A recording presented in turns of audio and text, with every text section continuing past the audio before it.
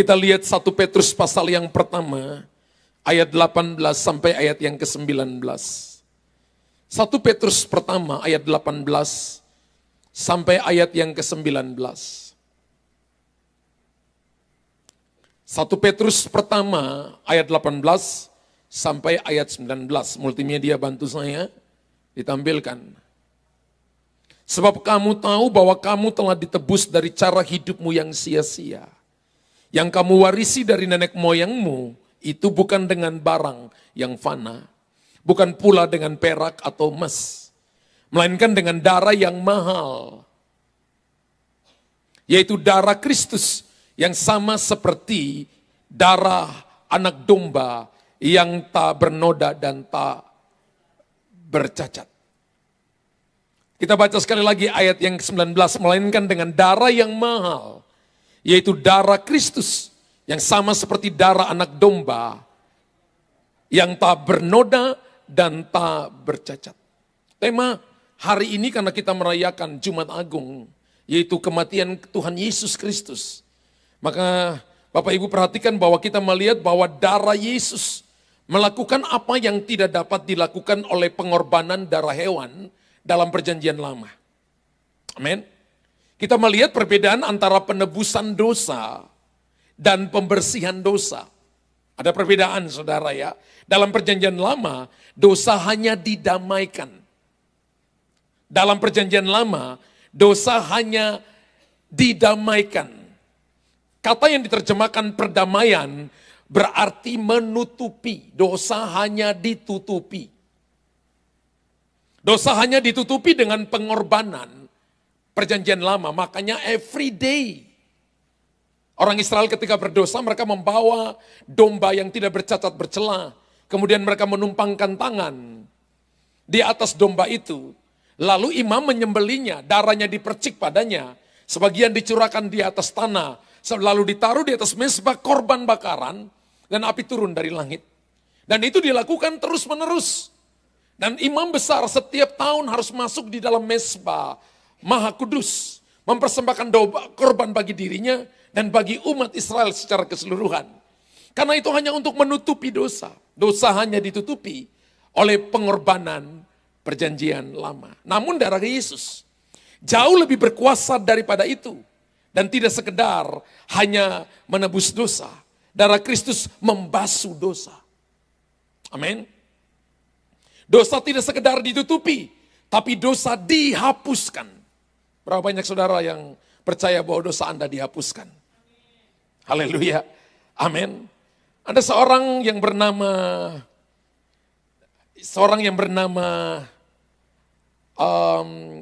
James Harrison. James Harrison ini lahir 27 Desember 1936. Ada yang lahir tahun 36? Mari foto dengan saya di depan. James Harrison ini, dia disebut dengan man with the golden arms. Seorang yang memiliki tangan emas. Kenapa sampai disebut dengan tangan emas? Karena dia adalah seorang pendonor plasma. Dan dia berasal dari sebuah negara, sebuah benua namanya Australia. Ya, dia memiliki komposisi plasma yang khas. Plasma darahnya yang unik. Dimanfaatkan untuk menangkal penyakit yang namanya resus. Anda pernah dengar penyakit resus ini? Ya, seumur hidupnya dia melakukan itu dan dia menyumbangkan darahnya lebih daripada 1000 kali. Dan dia dengan plasma darahnya makanya disebut dengan anti-D. Ya, suntikan anti-D, suntikan plasma. Dikatakan bahwa dia menyelamatkan kurang lebih hampir 3 juta bayi. Karena biasanya ketika seorang ibu mengandung, maka ada hal yang membuat dalam tubuh ibu itu sehingga ingin membunuh bayinya. Nah, plasma, suntikan plasma dari orang ini selama hidupnya itu menolong kurang lebih 2,5 juta sampai 3 juta bayi. Meninggalnya kurang lebih umur 87 tahun.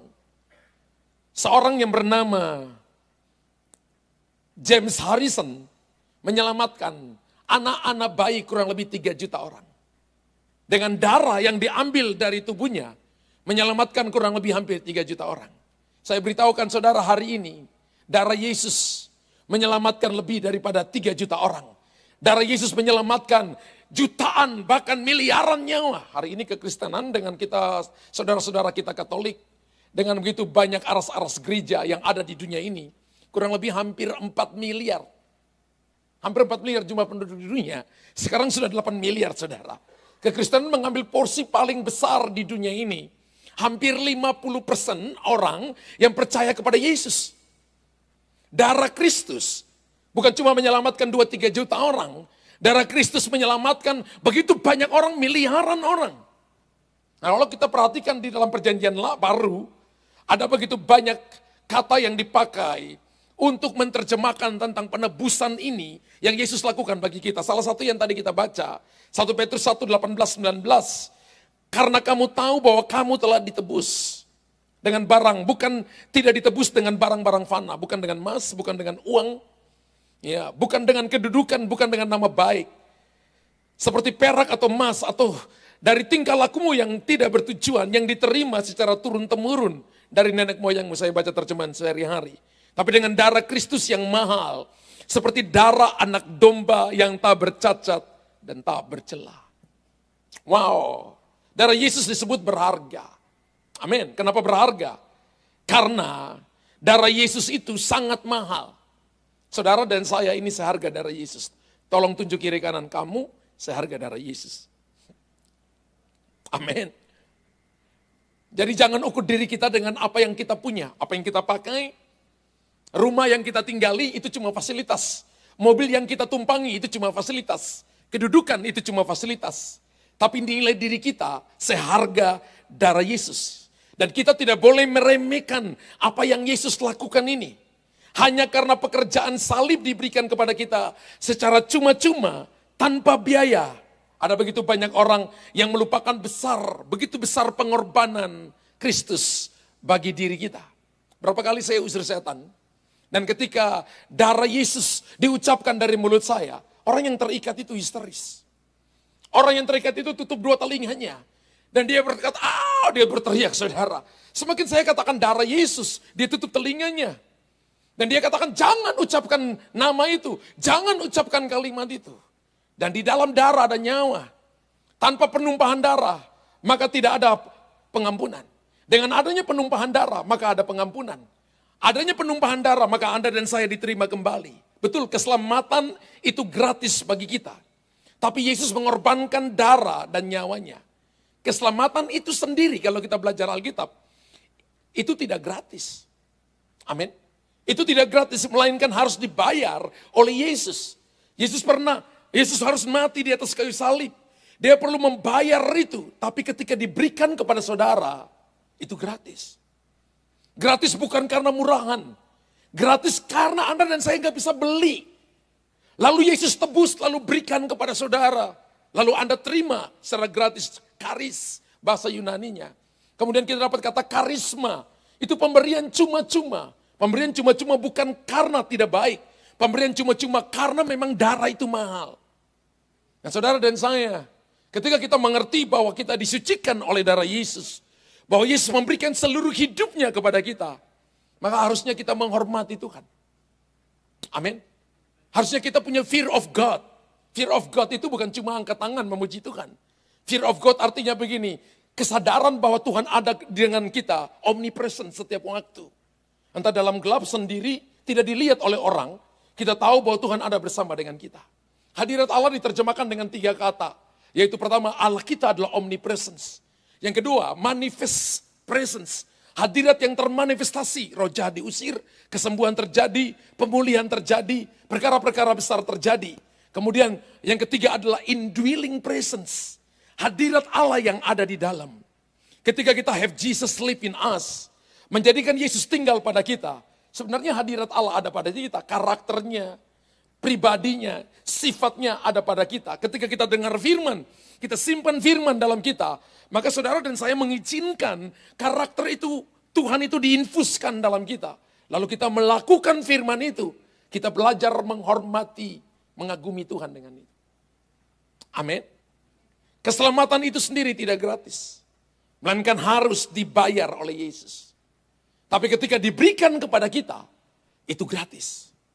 Dan Tuhan mau supaya kita menghargainya sebagai pemberian termahal. Itulah legacy kita. Itulah warisan kita. Amin. Kalau James Harrison selama 87 tahun, dia memberikan darahnya kepada ibu-ibu yang hamil, kurang lebih menolong 3 juta bayi yang lahir. Yesus memberikan nyawanya untuk menebus dunia ini. Amin. Jadi kalau kita diselamatkan, bukan cuma kita. Kita diselamatkan untuk menyelamatkan orang lain. Kalau kita diberkati bukan cuma untuk kita diberkati, tapi kita diberkati untuk memberkati. Kalau kita didoain kelepasan dan kita dibebaskan bukan hanya untuk diri kita, supaya kita pergi membebaskan orang lain.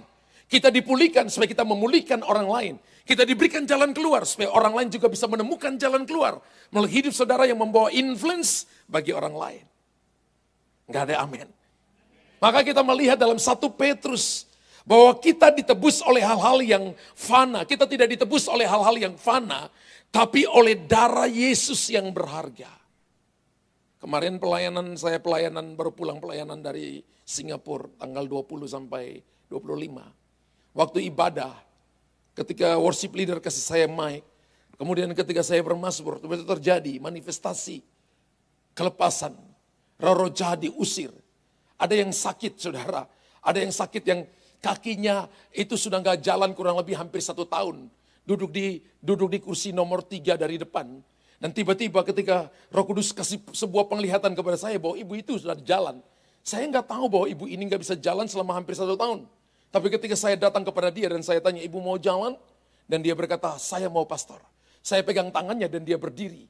Anaknya liatin saya dan dia katakan, mama sudah hampir 1 tahun tidak pernah berdiri. Tapi sekarang mama berdiri. Saya katakan mamamu bukan cuma berdiri, mamamu berjalan. Dia mau kasih tongkat untuk yang bentuk letter U terbalik itu kepada mamanya. Saya katakan begini, ini tongkatnya ketika pulang dibuang, bila perlu disimpan di dalam gudang, mamamu sudah berjalan. Lalu saya tarik tangannya ke depan, saya minta, ayo kita nyanyi. Glory, glory. Dia mulai jalan pelan-pelan, kemudian dia jalan lebih cepat, baliknya 3 kali lebih cepat, yang keempat lebih cepat. Dan ibunya disembuhkan oleh Tuhan hari itu 100% tepuk tangan bagi Allah kita yang hebat dan ajaib. Nah saya katakan kepada ibu begini, menurut Yohanes pasal 11 ayat 4, penyakit ini tidak akan mendatangkan kematian tapi akan menyatakan kemuliaan Allah. Kenapa Tuhan menyembuhkan ibu? Supaya ibu bersaksi kepada banyak orang bahwa Yesus yang aku sembah adalah dia hidup, dia berkuasa, dia ajaib, dia masih buat mujizat sampai hari ini. Gak ada yang amin. Kata ditebus adalah istilah yang menunjukkan sebuah pembelian. Di mana Tuhan membeli kita dari pasar dosa, dibeli dengan darahnya. Jadi kita ditebus itu artinya kita dibeli oleh darah Yesus. Ketika Adam dan Hawa jatuh dalam dosa, maka kita berada di bawah yang namanya kutuk dosa. Dan ketika Yesus datang, maka Yesus membeli. Hari ini ketika Yesus mati, dia mati sudah lewat tuh ya. Ini sudah jam Israel kalau nggak salah dengan Indo bedanya 5 jam atau 6 jam saya lupa. Ya. Jam 12 siang, jam 3 siang dia berkata it is finished. Tetelestai. Sudah selesai. Kemudian dia mati. Saya bayangkan ketika Yesus turun ke dalam kerajaan maut. Alkitab katakan gini, bukan karena pasukan Romawi mengambil nyawanya. Yohanes pasal 10 berkata begini, aku memberikannya dan aku akan mengambilnya kembali. Yesus memberikan nyawa untuk menebus dosa saudara. Dan dia akan mengambil kembali dalam kebangkitan nanti. Ketika kita rayakan hari Minggu nanti. Alkitab berkata begini, saya bayangkan ketika dia turun dalam dunia orang mati. Selama 3 hari itu. Dia berjalan malaikat-malaikat yang sudah jadi setan itu. Lihat Yesus kemudian mereka sujud menyembah.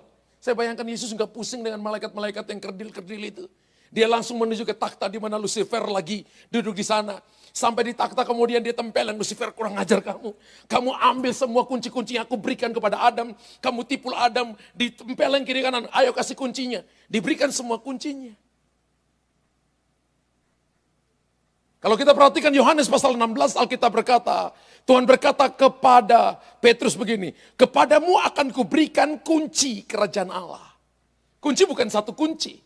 Kalau lihat terjemahan Alkitab King James berkata the keys. Banyak kunci. Tuhan memberikan kepada saudara kunci ketika Anda ditebus oleh darah Yesus. Bukan cuma diganti pakaian dari tawanan, kemudian pakaian yang bagus, kemudian pakaian yang bermerek, bukan cuma itu. Ketika Anda ditebus oleh darah Yesus, maka Anda adalah my son and my daughter.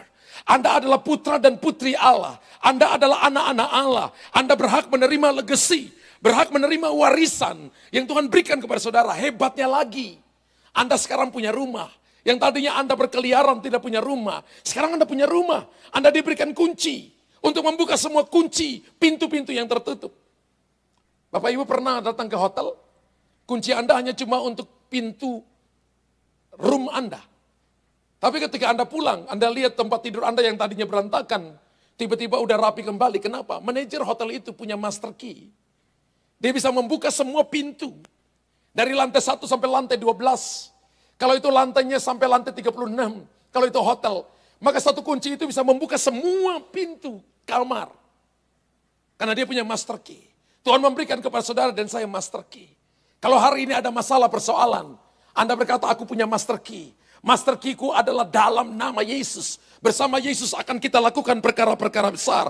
Bersama Yesus ada jalan keluar. Bersama Yesus ada terobosan. Bersama Yesus aku akan melihat kemenangan. Bersama Yesus aku akan menjadi kuat. Katakan amin. Kata penebusan itu digunakan dalam perjanjian baru. Artinya layak untuk dipelajari. Sangat bermanfaat untuk melihat apa yang perjanjian baru katakan tentang penebusan. Penebusan berarti membeli kembali dari perbudakan. Jadi ketika Yesus menebus kita, itu artinya kita dibeli kembali dari perbudakan. Yang dulunya kita malas, sekarang kita mulai rajin. Yang dulunya suka minum alkohol, sekarang hanya minum air mineral saja. Jangan minum air putih. Air putih itu susu, saudara. Air mineral begini bukan warnanya putih, ini air mineral, air bening. Siapa bilang ini warnanya putih? Jangan bilang air putih, ini bukan air putih. Air putih itu susu yang berwarna putih, susu warna putih. Ada susu warna yang namanya coklat, ada susu juga yang warna orange. Ya. Dan saudara perhatikan baik-baik, Alkitab katakan ketika kebebasan seorang budak dibeli, istilah ditebus digunakan untuk mereka, artinya dibeli kembali dari perbudakan. Jadi kita ini dulu mantan-mantan orang yang diperbudak. Mungkin Anda nggak pernah diperbudak oleh satu negara, kita pernah diperbudak 350 tahun oleh Belanda. Indonesia saja belum 100 tahun, saudara. Kita mau menuju ulang tahun yang ke-79. Belum 80 tahun juga. Kalau 350 tahun panjang banget. Ya. Kita pernah dijajah 3,5 tahun oleh Jepang. Kita pernah mengalami yang namanya ada di dalam perbudakan. Ada yang lahir tahun 45? Itu mama-mama kita, itu engkong kita, ama-ama kita. Ya, kita ini lahir tahun 50-an, tahun 60-an, 70-an. Ada yang baru lahir tahun 90-an, 2000-an. Ya. Kita adalah budak dosa, budak kematian, budak kegelapan, budak daripada tipu daya setan. Dulu saya nakal, saudara. Saya dunia bela diri, latihan bela diri 15 tahun. Punya sasana sendiri, muridnya 1000 orang. Punya asisten pelatih ada 6 orang. Tujuan ikut bela diri adalah ingin pukul papa saya. Nakal enggak? Ya. Bersama-sama dengan pastor Pak Pendeta Yopi, orang di Ambon, saudara pulang pergi gerejanya Kudus, pulangnya. Masuk gereja Kudus, masuk dia isap rokoknya di luar, ke dalam gereja nggak boleh, katanya ini tempat kudus. Tapi pulang berkelahi. Ya. Kalau Sabtu, hari Sabtu Anda dengar mereka nyanyi suara sopran, mezzo-sopran, alto, bariton, bass. Anda dekat, dia lagi nyanyi, suaranya keren. Bahkan suaranya lebih bagus dari artis-artis. Kalau Anda dekat, dan ketika Anda dekat, Anda lihat dia lagi nyanyi, saudara. Tiap langkahku diatur oleh Tuhan. Kalau dia tahu Anda pendeta, langsung dia lembah pendeta. Kita nggak mabuk, Pak Pendeta, jalan kita lurus. Dia takut dipanggil ke pastori, takut didoakan, karena dia takut mati. Padahal minum sopi pun itu juga satu langkah lagi mati. Ya. Ada orang yang kayak hidupnya seperti itu. Karena mereka diperbudak oleh dosa. Budak kematian, budak kegelapan, budak iblis. Tapi darah Yesus membeli kita kembali. Amin. Kasih tahu kiri kanan, darah Yesus membeli kamu dan saya kembali. Sehingga kita tidak lagi harus menjadi budak lagi. Tapi sekarang kita adalah orang-orang merdeka. Harga untuk membeli kebebasan kita dari dosa dan kematian adalah darah Yesus. Kalau nggak ada darah Yesus, nggak ada penebusan. Darah Yesus adalah jembatan untuk Anda dan saya mengalami kelepasan, pemulihan. Untuk kita menerima segala berkat yang terbaik yang ingin Tuhan berikan kepada kita. Yesus menebus kita dengan darahnya. Dia membeli kita kembali dari perbudakan dosa dan kematian. Kisah Rasul 20 ayat 28, boleh ditunjukkan. Kisah Rasul 20 ayat 28. Sebab itu jagalah dirimu dan seluruh kawanan yang oleh Roh Kudus telah kamu jadikan penilik. Saya baca tetap ditunjukkan ya. Saya baca terjemahan sehari-hari. Untuk mengembalakan jemaat Allah yang dibelinya dengan darahnya sendiri. Karena itu jagalah dirimu dan jagalah. Kisah Rasul 20 ayat 28. Jagalah dirimu dan jagalah seluruh kawanan. Karena kamulah yang ditetapkan Roh Kudus menjadi penilik untuk mengembalakan jemaat Allah yang diperolehnya dengan darah anaknya sendiri. Kita ini ditebus hari ini oleh darah Yesus. 1 Korintus pasal 6 ayat 19-20. Atau tidak tahukah kamu bahwa tubuhmu adalah bait Roh Kudus yang ada di dalam kamu, yang kamu peroleh dari Allah. Dan kamu bukan milik kamu lagi. Kenapa sampai ayat ini berkata kamu bukan milik kamu lagi? Karena kita ini milik Kristus. Kita dibeli oleh darah Kristus. Dulunya budak dosa, dulunya budak kegelapan, dulunya budak dari diri sendiri. Tapi sekarang kita adalah budak, kita adalah hamba-hamba Allah. Kita adalah orang yang ditebus oleh darah Yesus dan tujuannya adalah melayani Tuhan. Jadi tanda bahwa kita ini tahu berterima kasih. Kita ini tidak datang ke gereja hanya cuma untuk jadi pendengar. Tapi kita datang untuk melayani Tuhan. Amin. Kita datang untuk melayani Tuhan. Makanya ada lagu yang berkata begini. Hidup ini adalah kesempatan. Tapi Bapak Ibu pakai kesempatan enggak untuk melayani Tuhan? Saya ada klien tanya seseorang, Pak, kenapa belum melayani? Aduh Pak, tunggu sampai saya kaya dulu baru saya melayani. Saya katakan kalau Bapak kaya, Bapak enggak akan melayani. Ya, saya tanya kepada anak-anak gadis, ayo melayani. Pak, tunggu sampai saya nikah dulu. Saya melayani. Waktu kamu nikah, kamu sibuk dengan bayimu, kamu punya alasan sendiri aja. Kamu sudah alasan seperti ini, apalagi kalau punya suami. Apalagi kalau suaminya cerewet dan kamu pendiam. Kebalikan biasanya istri cerewet, suaminya pendiam. Apa sebaliknya kalau suaminya cerewet dan kamu pendiam, pasti kamu gak akan melayani Tuhan. Tunggu sampai saya jadi oma-oma, kamu lupa alamat gereja di mana.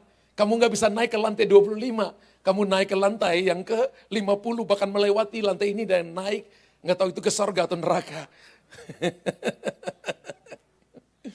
Jadi untuk melayani Tuhan sebenarnya kita gak punya alasan. Alasan kita satu-satunya adalah Anda dan saya harus tahu bahwa saudara bukan milik saudara, tapi Anda dan saya milik Kristus. Sebab kamu telah dibeli dan harganya telah lunas dibayar. Oleh karena itu muliakan Allah dengan tubuhmu. Dan di dalam rohmu yang merupakan milik Tuhan, harga yang Tuhan berikan kepada kita, itu it is finished, udah selesai. Dia beli kita dengan harga yang lunas dibayar. Ada banyak orang, banyak suami yang berselingkuh. Sekarang bukan cuma suami, saya melayani keluarga-keluarga, ada juga wanita-wanita yang berselingkuh. Ada banyak anak-anak muda yang kesetia dengan pasangannya. Sudah punya satu pasangan, dia masih cari pasangan yang lain. Satu kali pacaran, cintanya segitiga. Bukan lagi segitiga, trapesium. Langsung ada 5. Ya, ada di sini anak-anak muda seperti anak saya Kak Kris. Seperti siapa? Kiel, satu lagi VJ.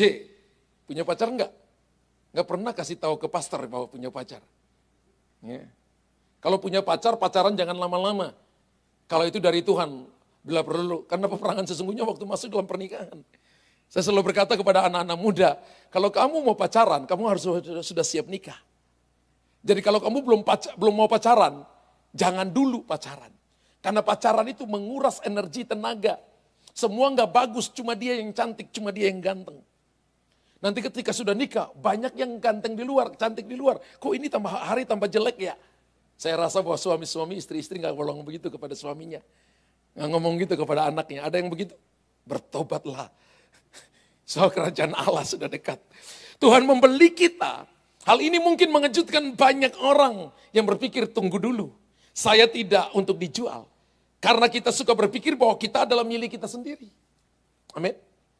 Dulu kalau saya disuruh pergi ke gereja, saya selalu ngambek dengan mama saya. Pergi ke namanya itu sondak, orang Ambon bilang sondak. Sondak itu bahasa Belanda ya. Gereja anak. Satu waktu saya nggak pergi ke gereja anak, tapi saya pergi main di sungai, nembak udang, dilapor sama sepupu-sepupu saya. Tante, lu nggak pergi sondak.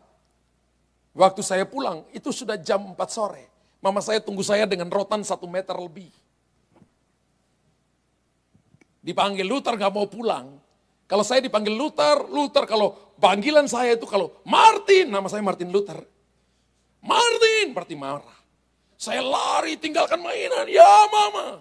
Sampai di rumah itu dipegang sama sepupu-sepupu saya yang sudah gede-gede.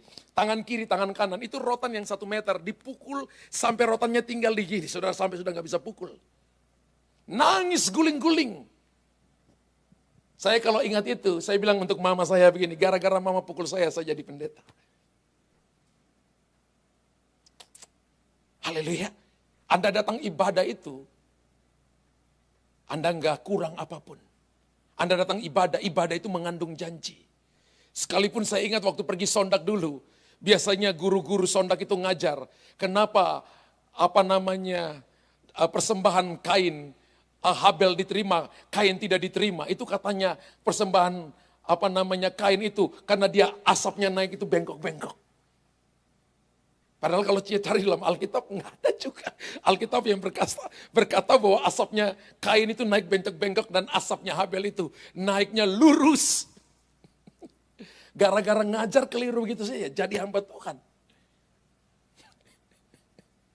Saya ketemu dengan guru-guru sondak saya sekarang sudah tua-tua. Saya selalu berkata gini, Om, dulu ngajar saya salah aja. Saya jadi hamba Tuhan ya. Dia katakan iya, dulu Om belum terlalu ngerti firman Tuhan. Itu karena sudah cerita turun-temurun, jadi kita tinggal lanjutkan. Saya nggak tahu dengan Pak Yopi di Ambon diajarkan gitu nggak. Tapi pada umumnya teman-teman semua diajarkan seperti itu. Biasa kalau cerita Kain dan Habel. Alasan kenapa sampai Kain membunuh Habel. Karena Habelnya punya persembahannya, asapnya lurus, sedangkan Kainnya naiknya belok-belok. Saya juga hati-hati saudara kalau hatimu belok-belok. Ya. Orang-orang Yahudi yang diajak bicara Yesus menghadapi masalah ini, karena Yesus berbicara tentang pembebasan mereka. Kalau kita lihat dalam Yohanes 8 ayat 33 sampai ayat 36. Yohanes 8 ayat 33 sampai ayat 36. Jawab mereka, kami keturunan Abraham dan kami belum pernah menjadi budak siapapun. Bagaimana kamu bisa berkata, kamu akan dibebaskan? Kamu akan merdeka. Ayat 34, coba kita lihat. Kata Yesus kepada mereka, aku berkata kepadamu sesungguhnya, setiap orang yang berbuat dosa adalah hamba dosa. Dan hamba tidak tetap tinggal di dalam rumah, tetapi anak tinggal di dalam rumah. Ayat 36. Jadi apabila anak itu memerdekakan kamu, kamu pun benar-benar merdeka. Ketika Yesus bicara Yohanes 8 ayat 33 sampai ayat 36, orang-orang Yahudi itu, pada saat itu mereka ada dalam masa di mana mereka sedang dijajah oleh Romawi kuno. Dan Yesus berkata, jika anak itu membebaskan kamu, kamu benar-benar merdeka. Dan mereka berkata, bagaimana mungkin? Ya. Orang-orang Yahudi mendengar Yesus berbicara tentang mereka, tentang dibebaskan. Mereka tahu sejarah bangsanya, mereka paham betul sejarah bangsanya. Di mana bangsanya banyak kali dijual karena mereka menolak untuk mendengarkan firman, untuk beribadah kepada Tuhan. Dijual ke bangsa lain. Mereka dijual ke Mesir 430 tahun. Di Babel 70 tahun. Di bawah Ottoman Turki 300 tahun. Mereka dibawa Inggris Raya 80 tahun. Jadi ini bangsa yang paling banyak dijajah. Paling banyak dijajah, saudara. Ribuan tahun mereka dijajah. Alasannya cuma satu. Karena mereka nggak mau ibadah dengan Tuhan. Sama hari ini ketika Anda menolak ibadah dengan Tuhan. Ibadah itu bukan cuma Anda datang hari Minggu. Hari Minggu merupakan salah satu bukti di mana Anda datang untuk celebrate dengan Tuhan. Tapi ibadah sesungguhnya adalah pribadimu dengan Tuhan. Ibadah sesungguhnya I believe Jesus. Ibadah sesungguhnya Anda membawa istrimu, anak-anakmu datang dan percaya kepada Tuhan. Ibadah sesungguhnya ketika ada masalah persoalan, Anda nggak pergi ke paranormal, Anda nggak jauh dari Tuhan, Anda semakin dekat dengan Tuhan. Ibadah sesungguhnya adalah ketika orang berkata tidak ada jalan, tapi Anda berkata bersama Yesus, aku akan melihat jalan keluar bersama Yesus, akan ada pertolongan bersama Yesus, aku akan melihat kekuatan dan pertolongan tepat pada waktunya. Saudara, orang Yahudi punya cerita tentang ini, tapi mereka nggak bertobat-tobat. Hari ini kalau kita ke Israel, hanya ada 2 suku yang asli di sana, suku Benjamin dan suku Yehuda. 10 sukunya hilang. Dulu bangsa utara, namanya kerajaan utara itu ada 10 suku dan kerajaan selatan. Kerajaan selatan itu Yehuda dan Benjamin. Di sana mereka menyembah yang namanya Yehuda, Yahweh. Yahweh itu Yehuda, saudara. Israel bukan cuma Yehuda. Israel itu Ruben, Simeon, Lewi, Isakar, Sebulon, Gad, Naftali, Gad, Asyir, Yusuf, Benjamin. Mereka ada 12 suku, saudara. Ada 12 suku. Dan akibatnya 10 suku dibuang ketika bangsa Asyur menahan mereka. Hari ini belum kembali, mereka masih kawin campur. Terakhir ketika saya ke sana, dapat penterjemahnya orang Mesianik. Nama penterjemahnya orang Mesianik. Dan dia ambil saya untuk pergi melihat domba biri-biri merah itu, yang mereka sudah persiapkan untuk korban persembahan. Karena Israel tanpa bait Allah, mereka bukan satu bangsa utuh. Mereka akan membangun bait Allah ketiga. Dan itu salah satu tanda kedatangan Tuhan. Mereka akan membangun bait Allah ketiga. Saya pergi lihat mereka membangun yang namanya kaki Dian. Yang beratnya 60 kilo itu. Mereka sudah siapkan semuanya. Kemudian saya tanya dengan sederhana kepada penterjemah itu. Namanya Elias. Elias, sorry. Saya mau tanya. Berapa banyak orang Lewi yang sudah siap untuk menjalankan ibadah Musa ini. Dan dia katakan, pastor, sekarang ini yang baru ada cuma 4 orang. Apa mungkin 4 orang itu bisa mempersembahkan korban setiap hari? Dia berkata, enggak mungkin. Bagaimana untuk mengetahuinya? Dia katakan Israel merupakan satu bangsa yang bisa mencari keturunannya. Mereka bisa ketahuan, misalnya dari saya, bisa dicari papanya, bisa ketahuan, saudara.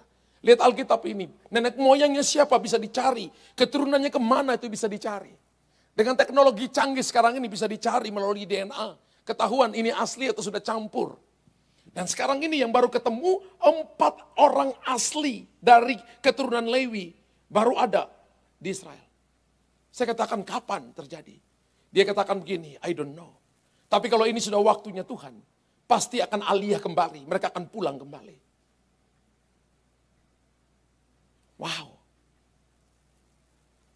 Mereka sedang dibuang karena mereka tidak mau menyembah Tuhan.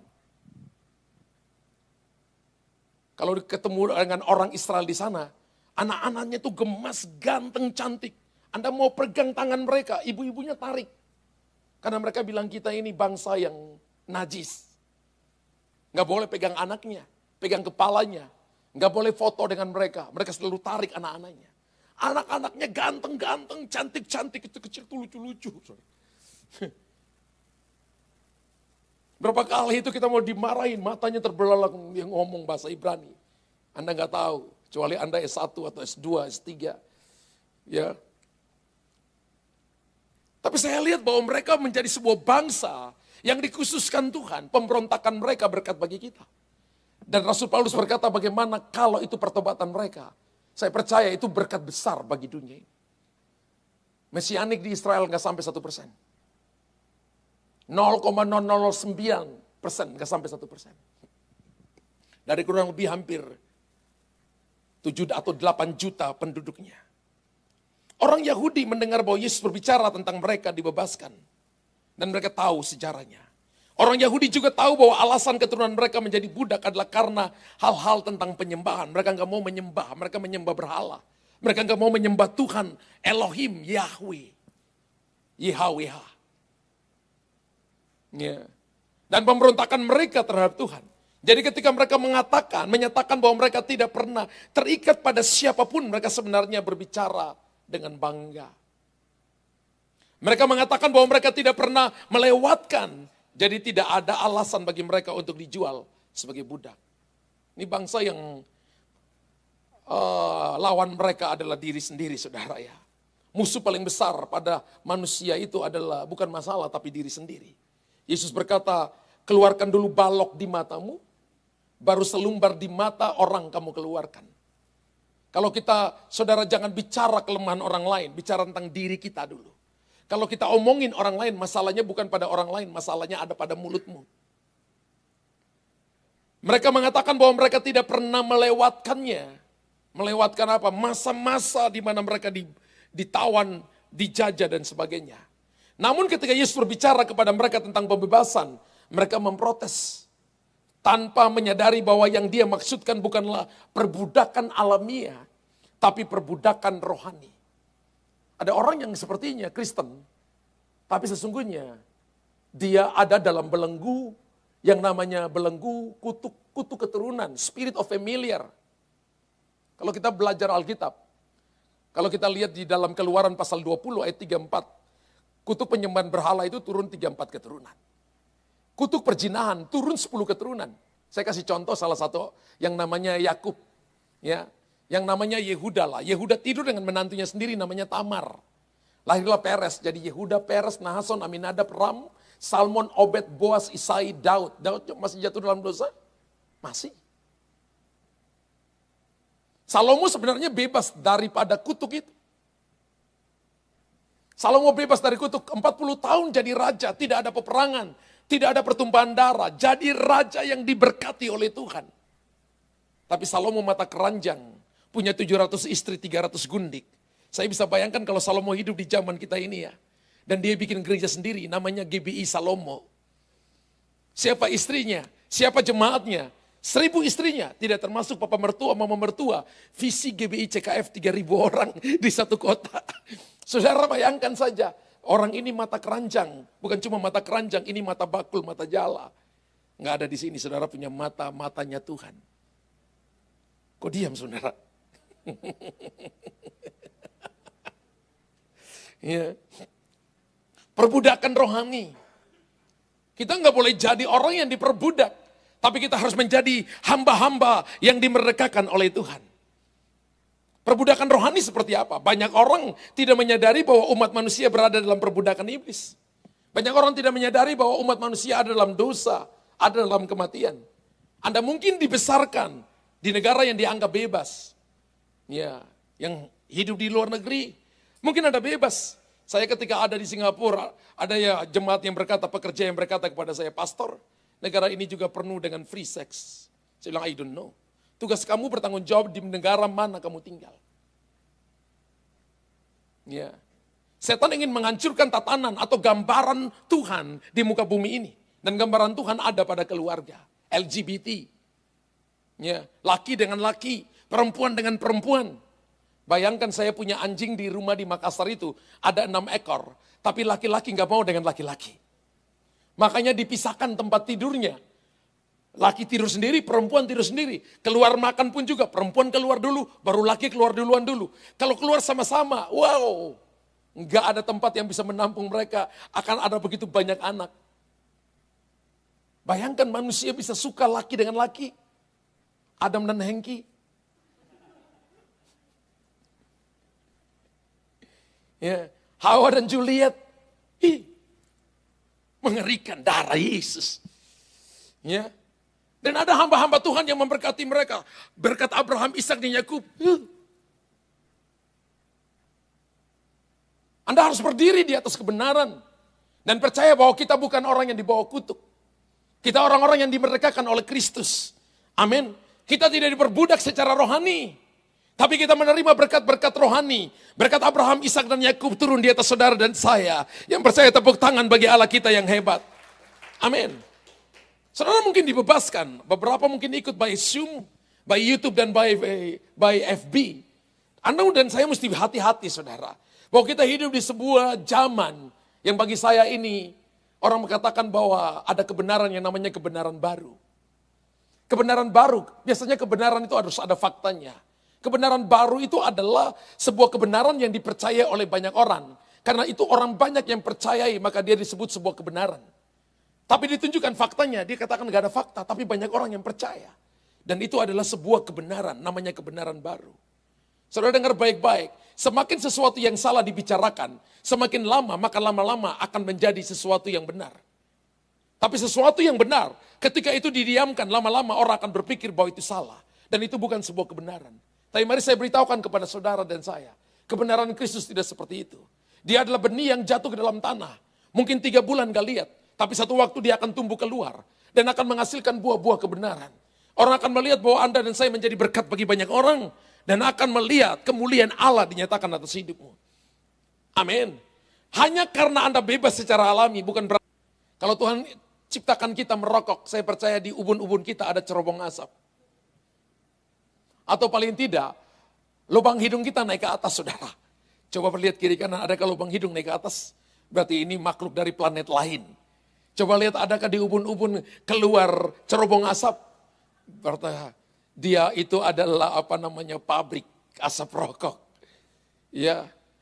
Tuhan ciptakan saudara dan saya kudus bagi Tuhan. Amin.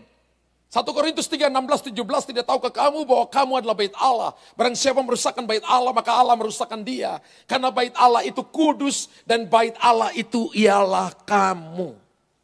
Kalau kita mengartikan eklesia atau gereja, itu ada 4 arti. Yang pertama, gereja adalah gereja yang kudus dan am. Am itu bahasa Yunani artinya personal, pribadi. Gereja itu harus kudus dan gereja itu pribadi. Yang pertama, gereja itu pribadi. Yang kedua, gereja itu organisasi.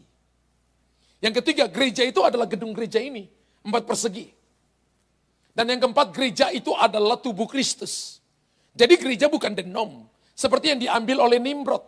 Mari kita bangun bangunan sampai ke langit, dan mari kita cari nama. Punya nama boleh, tapi yang gak boleh adalah cari nama. Cari nama itu artinya Anda dan saya ingin mau jadi lebih hebat dari orang lain. Bahkan Nimrod ingin lebih hebat dari Tuhan. Dan dia membatasi yang namanya, apa yang sudah Tuhan katakan dalam Kejadian pasal yang pertama ayat 28. Beranak cucu penuhi bumi. Tapi Nimrod berkata, jangan kita tersebar ke seluruh bumi. Jangan kita beritakan Injil. Matius 20 ayat 28. Matius 28 ayat 20, 19-20 berkata, pergi jadikan semua bangsa muridku, mulai dari Yehuda, Yudea, Yerusalem, Samaria, sampai ke ujung bumi. Haleluya. Pak, itu kan tugas Pak Gembala. Siapa bilang? Pak, itu kan tugas penginjil. Siapa bilang? Itu tugas semua orang percaya. Sehingga kita nggak ada di bawah budak dosa. Tapi kita ada di bawah yang namanya perlindungan Tuhan. Semua hal kebanyakan manusia anggap remeh sebagai hal yang normal dalam kehidupan. Padahal sebenarnya itu abnormal. Itu tidak normal. Saya katakan itu abnormal. Kenapa? Karena gejala perbudakan rohani itu terhadap dosa itu mulai dilihat dari kehidupan kita. Lifestyle gaya hidup kita. Tuhan tidak pernah menciptakan manusia untuk menjadi budak dosa. Atau Tuhan tidak pernah menciptakan kita untuk ada dalam kematian. Satu waktu salah satu teman saya mengalami yang namanya near death experience. Near death experience itu mati suri, saudara. Jadi dia pengusaha, istrinya juga pengusaha. Lalu tinggalnya di Denpasar, Bali. Ya. Hamba Tuhan tapi seorang pensyafaat, pendoa. Lalu mereka bertengkar. Ternyata tiba-tiba darahnya naik. Darahnya itu naik kurang lebih hampir 200/90/100. Kemudian dia bilang ke istrinya, saya kok tiba-tiba jantungnya duduk. Kemudian dia lemas, mukanya pucat lalu dia tidur. Istrinya picit di bahunya. Supirnya picit di kedua kakinya. 5 menit kemudian supirnya bilang, Nyonya, kelihatan kaki bapak ini dingin. Lalu istrinya mulai cuma bahasa roh. Bahasa roh. 10 menit kemudian dia mengalami near death experience 2,5 jam, saudara. 10 menit kemudian supirnya bilang, Nyonya, ini kelihatan bapak sudah gak ada. Di saat seperti itu dia lihat tubuhnya diambil oleh seorang malaikat, terbang keluar. bawa keluar dari rumah. Dia lihat rumahnya di bawah, tapi dia terbang ke langit. Dia dibawa ke neraka, saudara. Ketika dia terbang, dia dijemput di satu tempat di mana dia lihat gersang, pohon-pohon gak ada daun sama sekali, kering sama sekali. Dia dijemput oleh papanya dan adik perempuan istrinya. Jadi adik ipar. Jemput. Mereka berjalan di tengah-tengah panas terik yang rasanya gak ada ujungnya dan tidak ada air sama sekali. Dia udah sangat lemes. Lalu tiba-tiba gelap pekat datang dan dia berkata kepada saya, Pastor Luther. Saya pernah undang dia di Makassar dan dia khotbah. Dia bersaksi tentang ini, dia katakan itu gelap yang saya belum pernah lihat ketika mati lampu. Gak ada gelap di bumi seperti itu. Itu kegelapan pekat, itulah neraka. Gelap pekat dunia orang mati namanya, gelap pekat. Gelapnya itu bisa sampai saya raba. Dan ketika malam saya gak lihat jalan, saya berlutut. Saya takut karena di bawah saya lihat begini, orang saling membunuh, peperangan.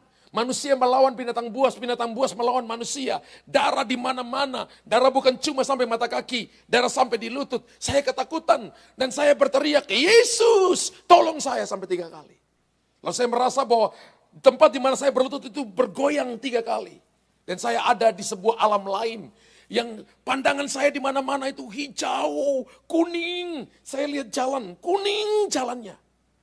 Dan saya lihat jauh di sana. Sebuah istana yang sangat mewah. Dan saya rasa tubuh saya lemas sekali. Pikiran saya cuma berkata, bagaimana saya kepingin ke sana tapi saya lemas. Bagaimana saya bisa sampai di sana. Tiba-tiba aja dia sudah ada di depan pintu gerbang itu. Dan pintu gerbang itu terbuka sendiri. Dia mendengarkan ada suara pujian, bukan suara laki, bukan suara perempuan, bukan suara anak-anak. Suara penuh pujian penyembahan. Lalu dia diantar ke sebuah ruangan yang penuh kemuliaan Allah. Dia lihat ada seseorang yang dulu di kursi, di takhta. Wajahnya gak bisa kelihatan. Tiba-tiba dia tahu itu Tuhan Yesus. Lalu dia datang dan dia tersungkur tiba-tiba. Dan dia berkata, Tuhan, saya gak mau pulang ke bumi. Bumi banyak masalah, banyak persoalan, banyak sakit penyakit, banyak tantangan, banyak yang hutang tapi tidak mau bayar. Karena dia seorang bisnismen. Lalu dia rasa sepertinya Tuhan bilang kepada dia bahwa waktumu belum tiba. Dia masih sujud menyembah. Dia ngomong lagi apa yang tadi dia ngomong itu sampai 3 kali. Lalu Tuhan memukul paha kirinya dengan tongkat yang ada di tangan kanannya. Pukulnya 3 kali. Dan sepertinya Tuhan suruh dia berdiri. Lalu Tuhan pegang tangan kanannya. Lalu Tuhan membawa dia tunjuk rumah-rumah yang ada di sorga. Dia bilang rumah itu tuh seperti tangga, saudara, tapi dibuat dari cahaya. Dia masuk di beberapa hamba-hamba Tuhan, yang di sorga dia tahu nama hamba Tuhan. Tapi waktu kembali ke bumi dia lupa namanya siapa. Ditunjukkan ketika masuk dia bisa lihat tembus di luar. Cahaya, waktu dia disuruh masuk ke satu tempat. Seorang hamba Tuhan dia lihat, wah jangan-jangan saya keisap ke bawah karena saya bisa lihat ada lapisan, lantai itu ada lapisan 1, lapisan 2, lapisan 3. Lalu Roh Kudus Tuhan berkata kepada dia, ayo masuk aja, berdiri. Waktu dia injak, wah itu permata saudara, itu padat. Dia lihat temboknya itu terbuat dari 1 mutiara, ini terbuat dari 1 batu permata. Teman saya ini kalau ke gereja saudara, tangannya ini, jari tangan ini hampir 10, hampir semua jarinya, dia pakai batu-batu permata yang mahal-mahal. Karena dia suka, dia hobi. Dia orang yang diberkati. Bapak Ibu tahu enggak? Dia ditunjukkan semuanya, lalu dia tanya kepada Tuhan Yesus, Tuhan Yesus, di manakah rumahku? Tuhan pegang tangannya, dia diambil ke satu lahan luas dan dia ditunjukkan, ini tempatmu. Pondasi aja belum. Pondasi aja belum. Aku izinkan ke sini supaya kamu bisa cerita kepada banyak orang bahwa sorga itu ada. Tiba-tiba Tuhan hilang. Lalu dia lihat ada 2 malaikat yang sama tinggi dan umurnya mungkin sekitar 24 atau 25 tahun datang kepada dia. Dan kemudian mereka bawa dia dan malaikat berkata, jam, lompat. Lalu kemudian mereka turun ke langit tingkat kedua. Dia lihat anaknya itu pakai jubah warna ungu. Di depannya ada salib dan di tangannya ada salib yang berkilau-kilauan. Yang lagi lari ke sana kemari. Langit tingkat 2 baru dia tahu bahwa dia mati. Langit tingkat pertama, nggak ada pikiran kematian. Kalau Anda ada di sorga, Anda nggak punya pikiran kematian. Anda punya pikiran tentang kehidupan yang kekal. Hanya mikir tentang Tuhan dan kemuliaannya. Ketika dia langit tingkat kedua, baru dia tahu dia sudah mati. Dan dia lihat anaknya. Ternyata waktu dibawa ketika supirnya bilang bahwa Bapak sudah nggak ada. Anaknya tuh ambil minyak urapan. Lalu dia urapi papanya. Dalam nama Yesus, Papa belum mati. Papa masih punya tugas banyak di bumi. Perkataan anaknya itu perkataan Tuhan kepada dia. Kamu belum mati. Jangan minta tinggal di sini. Kamu masih punya tugas di bumi. Masih kembali ke bumi. Lalu dia lihat anaknya di langit tingkat kedua. Kemudian malaikat berkata, jam, lompat lagi. Turun lagi. Dia lihat rumahnya. Malaikat katakan masuk. Waktu dia masuk, dia lihat tubuhnya ada di tempat tidur. Malaikat berkata, jam. Dia lompat ke dalam tubuh. Yang pertama kali dia lihat kakinya bergerak, saudara. Dia bangun, saudara. 2,5 jam. 3 bulan. Dia hanya cuma lihat ke sorga, saudara. Kenapa gue turun? Gue mau tetap di sana. Dalam 3 bulan dia sangat peka. Dia katakan, Pastor Luther, itu ada orang yang mau ketemu dengan saya. Tuhan katakan orang ini namanya ini, begini dia akan ketemu begini. Sangat peka dengan Tuhan. Dan yang kedua, Pastor Luther, ketika itu terjadi, mulai hari ini Pastor Luther dia tunjuk jarinya. Pastor Luther lihat saya datang, di jari saya sudah nggak ada lagi emas, sudah nggak ada lagi berlian di tangan saya. Saya jaga masih pakai emas di tangan. Nggak ada lagi berlian di tangan saya. Kenapa? Waktu Tuhan tunjukkan lantai itu, ada batu-batu permata, 3 batu permata utuh diinjak. Saya lihat jalannya penuh dengan emas. Saya lihat buah pohon yang nggak ada di bumi. Daunnya warna hijau tuh nggak ada di bumi. Benar-benar semuanya fresh, seger. Saya malu kalau hari ini saya pakai emas. Karena itu diinjak-injak di sorga. Sorga kaya raya. Dan sebelum saya turun, sebelum malaikat suruh saya turun, seorang berlari-lari ketemu saya. Dan langsung saya tahu bahwa itu Raja Daud. Langsung dia tahu, langsung dia kenal. Dan Daud berkata begini, saudara, kasih tahu kepada orang-orang di bumi bahwa Yesus akan datang pada kali yang kedua. Suruh mereka mempersiapkan diri dengan baik. Bahwa itu ya dan amin. Wow. Dan dia katakan ini Daud itu umurnya seperti malaikat, mungkin sekitar umur 25 tahun. Wow. Hari ini kalau Anda lihat ada keriput, tenang. Kalau hari ini Anda dumpul-dumpul belum hilang, rambutnya kemudian berwarna putih dan Anda ngecat kembali, bikin warna-warni lagi dan sebagainya. Ya namanya kita hidup di bumi. Semakin tua, saudara dan saya kulit berubah, rambut berubah. Betul? Tapi di sorga kita hidup selama-lamanya. Yesus datang untuk membebaskan kita. Darahnya membebaskan kita. Dan hanya Yesus yang dapat menebus kita. Segala upaya kita untuk bebas dari perbudakan dosa tidak membuahkan hasil di luar Yesus. Yang menebus kita dengan darahnya, harga pembeliannya, apa yang dia lakukan hanya dia yang bisa melakukannya. Anda tidak akan pernah bisa melakukan bagi dia, bagi diri Anda sendiri, apa yang dia telah lakukan untuk memerdekakan saudara dari dosa. Amin. Yohanes 8 maksud saya. Yohanes 8 ayat 36 berkata, jadi apabila anak itu memerdekakan kamu, kamu pun benar-benar merdeka. Dimerdekakan dengan apa? Dengan darahnya. Bapak Ibu tahu kata tetelestai, itu bukan kata kelemahan, itu bukan kata menyerah. Itu perkataan terakhir dari Tuhan Yesus, it is finished. Itu merupakan kata yang sangat dalam artinya. Yang pernah dipakai oleh seorang laki-laki ketika menanggung dosa dunia ini. Dia memilih kata ini, yaitu tetelestai. Artinya it is finished. Ini merupakan kata memproklamirkan kekuatan. Memproklamirkan bahwa dia menang. Memproklamirkan bahwa maut tidak bisa menguasai dia. Memproklamirkan bahwa dia telah mengalahkan maut dan membawa berkat kepada umat manusia. Wow.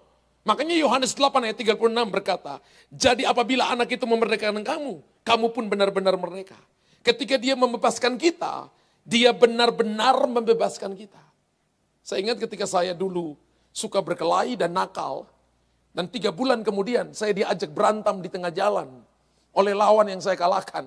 Saya ingat waktu itu antara hari ini kamu hancur ini. Kan tukang berkelahi kan saudara. Tapi saya ingat telinga kanan saya Roh Kudus berkata, ya Yeremia 17 ayat yang kelima. Terkutuklah orang yang mengandalkan kekuatannya, yang hatinya menjauh dari Tuhan. Ayat itu menahan seluruh tubuh saya. Dan saya berkata kepada lawan saya, hari ini kalau kamu mau saya berlutut di kaki kamu, saya berlutut di kaki kamu. Kalau kamu mau hari ini saya serahkan medali kepada kamu, kamu tunggu di sini, saya pulang, saya akan balik dan serahkan medali untuk kamu. Dia bingung saudara. Kemudian dia datang kepada saya, dia pegang bahu saya dan dia tanya, Luther kamu kenapa sekarang? Saya katakan 3 bulan yang lalu saya sudah bertobat. Saya sudah tinggalkan kehidupan yang ini, sudah gak mau lagi. Kemudian dia peluk saya dan dia katakan saya minta maaf. Itu orang sudah bikin lingkaran saudara, orang ayo berkelahi, tiba-tiba ketika dia bilang saya minta maaf, langsung orang banyak, mereka kecewa saudara. Tapi saya tahu hari itu adalah kemenangan besar. Wow, setan tiap hari datang mencobai saudara dan saya. Ada orang berkata, Pak, kalau kita masuk dalam doa peperangan, takutnya ada serangan balasan. Saya nggak percaya serangan balasan. Karena tanpa Anda serang setan pun tiap hari setan ingin Anda jatuh. Bagaimana kalau Anda serang setan tiap saat? Haleluya, amin. Kalau kita hidup di dalam kebenaran, maka kebenaran itu yang akan membebaskan kita. Kebebasan yang dia berikan adalah kebebasan spiritual, yang artinya lebih daripada sekedar terbebas dari tirani alamiah. Jadi kebebasan kita adalah kebebasan rohani. Ketika batin kita bebas dari dosa dan kematian, maka kita sungguh-sungguh bebas. Jika anak itu membebaskan kamu, kamu benar-benar bebas. Efesus pasal pertama ayat yang ke-7. Di dalam dia kita beroleh penebusan oleh darahnya. Pengampunan dosa menurut kekayaan kasih karunia-Nya. Di sini kita melihat bahwa sehubungan dengan penebusan melalui darahnya, kita juga mendapatkan pengampunan. Sebab di dalam dia, tolong ditunjukkan lagi Efesus 1 ayat yang ke-7. Sebab di dalam dia dan oleh darahnya kita beroleh penebusan. Dihapuskan dosa kita. Yaitu pengampunan dosa menurut kekayaan kasih karunia-Nya. Dilihat bahwa sehubungan dengan penebusan melalui darahnya, kita juga mendapat namanya pengampunan. Mengampuni itu artinya tidak mengingat lagi. Kalau mengampuni masih mengingat, itu namanya saudara dan saya, kita sampai tingkatan yang namanya cuma tingkatan menyesal. Tapi mengampuni kalau Anda sakit hati dengan suamimu, sakit hati dengan istrimu, artinya mengampuni dan melupakan, tidak lagi cerita 1 tahun yang lalu, seminggu yang lalu, 2 minggu yang lalu. Artinya tidak ingat lagi. Kalau orang masih mengingat kesalahan orang lain, maka kita melanggar Matius pasal 5 ayat 23-25. Kita melanggar Matius pasal 6, 14, 15, Amsal 27 ayat yang ketiga. Alkitab katakan kalau kamu datang persembahkan korban, teringat kepada sesuatu kepada saudaramu, tinggalkan korban dulu. Pergi berdamai dulu baru persembahkan korban. Kalau kamu tidak mengampuni, Bapa di sorga tidak ampuni. Kalau kamu mengampuni, Bapa di sorga ampuni. Memang ada kalanya ketika kita buat baik, orang bisa buat salah kepada kita. Ketika Anda buat baik kepada orang lain, tolong orang lain. Belajar lupa saudara. Ketika orang menyakiti saudara, jangan ingat. Amin. Ketika orang cerita Anda di belakang, jangan marah. Karena dia tidak akan pernah ada di depan saudara, dia di belakang terus. Saya pernah konseling anak muda, sepasang suami istri anak muda, datang ketemu saya di kantor. Ketika datang istrinya cerita, suami saya begini, suaminya marah. Suaminya bilang, kamu gak tahu siapa saya ya? Istrinya juga marah, kamu juga gak tahu siapa saya. Mereka bertengkar mungkin 2 menit. Istrinya bilang, kamu gak tahu siapa saya. Suaminya juga bilang, kamu gak tahu siapa saya. Terus kamu gak tahu siapa saya, kamu gak tahu siapa saya. Saya cuma lihat 2 menit, kemudian saya ketok meja saya katakan, kalian berdua keluar, saya gak mau konseling orang gila di sini. Kok pastor bilang kita orang gila? Lihat dari omongan kalian tadi, yang suaminya bilang, kamu gak tahu siapa saya. Yang istrinya juga bilang, kamu gak tahu siapa saya. Saya tanya, siapa namamu? Namaku si A, kamu si B, oh sudah sadar. Dan tadi itu bertengkarnya gila kalian berdua. Saya nggak mau konseling orang gila. Kalau kalian masih gila keluar, saya nggak mau. Sampai kalian waras baru datang saya konseling. Minta maaf kemudian di depan, minta maaf Pak. Kalau bertengkar, jangan bilang kamu nggak tahu siapa saya. Kalau kamu nggak tahu siapa saya, kamu gila. Kamu juga suami.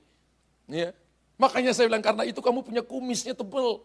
Kamu harus tahu kalau kumismu tebal karena hidungmu penting. Dulu kalau ada Alkitab kita, kalau Alkitab ayatnya penting, kita mulai stabilo kan.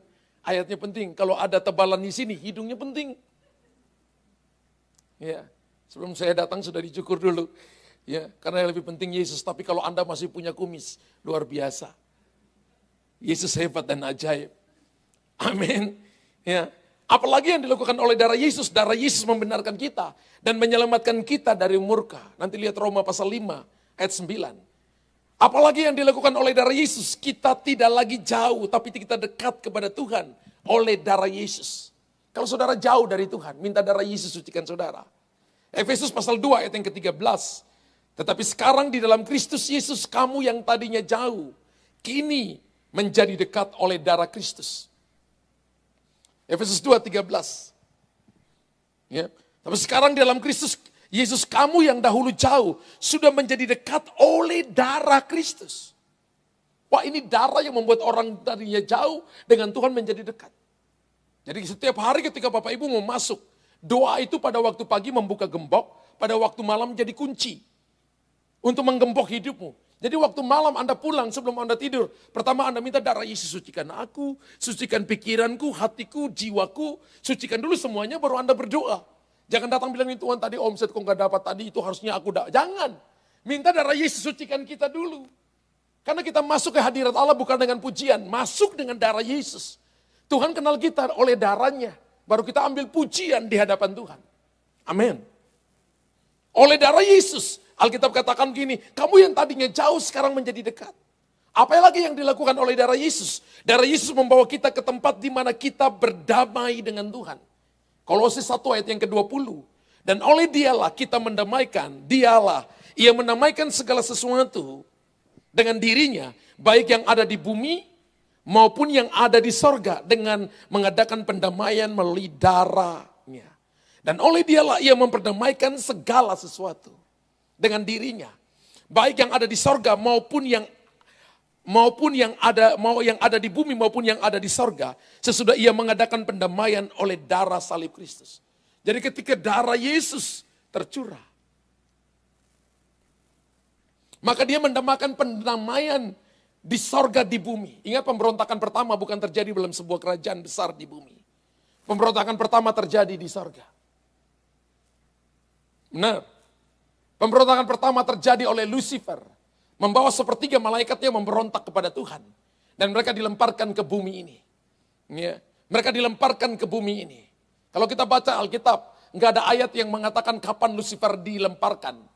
Ya, Yesaya pasal 14 dan Yeskel pasal 28. Kalau dalam bahasa Inggris ditulis Lucifer di situ. Tapi kalau kita belajar teologi, dikatakan Kejadian 1 ayat yang ketiga, ketika Tuhan memisahkan kegelapan dari terang, di saat itulah secara eksplisit, implisit, Lucifer dilemparkan ke muka bumi ini. Luciel, Michael, Gabriel, Luciel. Ketika berontak namanya Lucifer. Dan dia adalah malaikat pujian penyembahan yang bisa memandang wajah Tuhan. Penuh dengan kemuliaan, diciptakan dari bintang. Diciptakan dari bintang dan dia penuh wibawa. Ketika buka suaranya maka ada keyboard, ada gitar bass, ada gitar akustik, ada drum, ada saksofon. Semua ada di pita-pita suaranya dan dia menjadi malaikat yang sangat cantik. Dan dia kepingin naik, aku mau naik, aku mau naik, aku mau naik, aku mau naik. Kalau Anda bicara dengan seseorang dan dia berkata, aku mau lebih hebat, aku mau gini, hati-hati. Itu spirit of Lucifer. Kita jadi besar karena kasih karunia Tuhan. Kita jadi hebat karena Tuhan. Kalau saya jadi pintar itu karena Tuhan.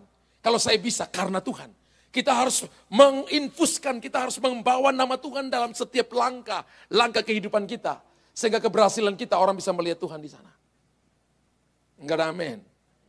Darah Yesus membawa kita ke tempat di mana kita berdamai dengan Tuhan. Apa yang dilakukan oleh darah Yesus? Kita sebenarnya dikalahkan oleh darah Yesus.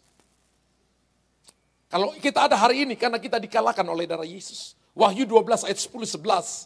Kemudian aku mendengar suara nyaring berkata di sorga, sekarang telah tiba keselamatan dan, ada lagunya ya, keselamatan, kekuatan, kerajaan Allah kita dan kuasa Kristus bagi orang-orang yang mendakwa saudara-saudara kita, yang menuduh mereka di hadapan hari Allah kita dan malam telah dilemparkan ke bawah. Dan mereka mengalahkan dia dengan apa? Darah anak domba dan perkataan kesaksian mereka. Dan mereka tidak mencintai nyawa mereka sampai maut. Wahyu 12 ayat 10 sampai ayat 11. Mereka mengalahkan dia dengan pertama darah anak domba, darah Yesus.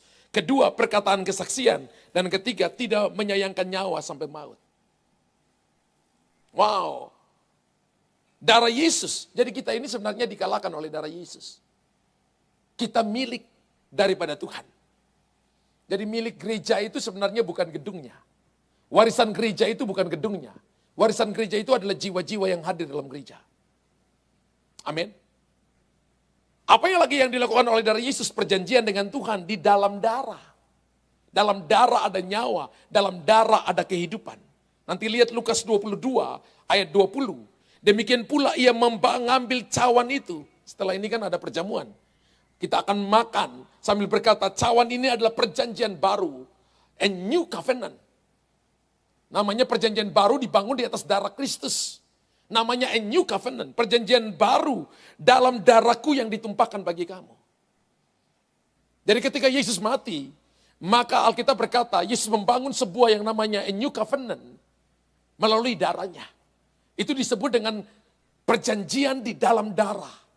Dan perjanjian dalam darah terikat di dalam darah. Amin. Dan itu mahal saudara. Yesus berkata darahnya adalah darah perjanjian.